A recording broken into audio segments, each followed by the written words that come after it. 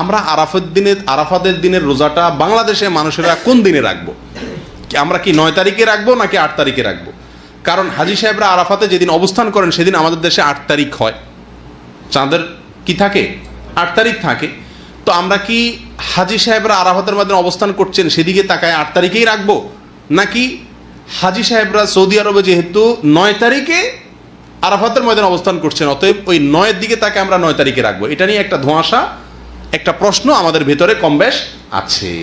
এই প্রশ্নের উত্তরে আমরা কি করব সে করণীয় ক্ষেত্রে আমি সংক্ষেপে বলতে চাই, এক্ষেত্রে ওলামায়ে কেরামের দুটি মত আছে এবং দুইটা মতই গবেষণামূলক।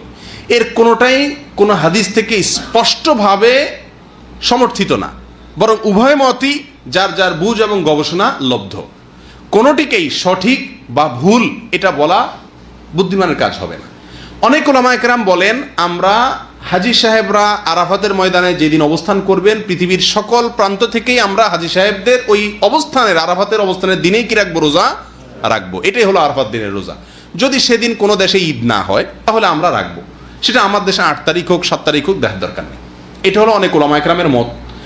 অনেক ওলামায়ে কেরাম বলেন না, আমরা 9 তারিখে রোজা রাখবো আমাদের দেশে, সেটা হাজী সাহেবদের আরাফাতে অবস্থানের পরের দিন হয়, অর্থাৎ এদেশে সৌদি আরবে ঈদের দিন হয়, ওই দিন আমাদের দেশে 9 তারিখ, আমরা 9 তারিখে রাখবো। কেন? কারণ নবী করিম সাল্লাল্লাহু আলাইহি ওয়াসাল্লাম যে আরাফাতের দিনে রোজা রাখতে বলেছেন, আসলে 9 তারিখকে, জিলহজের 9 তারিখকে আরাফাতের দিন বলা হয়। এখানে তারিখটা হলো উদ্দেশ্য, আরাফাতের দিন এটা হলো শুধুমাত্র নাম। জিলহজের 10 তারিখে ইয়মুন নাহর বলা হয়, জিলহজের 9 তারিখে ইয়মে আরাফা বলা হয়, জিলহজের 8 তারিখে ইয়মুত তারবিয়া বলে। এগুলো হলো এই দিনগুলোর এক একটা নাম। যেহেতু নবী সাল্লাল্লাহু আলাইহি ওয়াসাল্লাম আরাফার দিন রোজা রাখতে বলছেন, অতএব 9 তারিখে রাখবেন, এরকম একটা মত ওলামায়ে কেরাম বলেন। এখন আমরা কোন দিকে যাব? 8 তারিখে রাখবো নাকি 9 তারিখে রাখবো?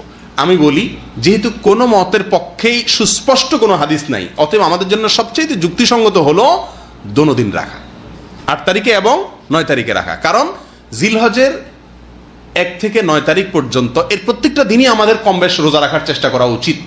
নবী সাল্লাল্লাহু আলাইহি ওয়াসাল্লাম বলেছেন, মা মিন আইয়ামিন আল আমালুস সালিহু ফীহিন্না আহাব ইলাল্লাহ মিন হাযিহিল আইয়াম। জিলহজের 10 দিনের চাইতে অন্য কোনো দিনে আমল আল্লাহ তাআলার কাছে বেশি প্রিয় না।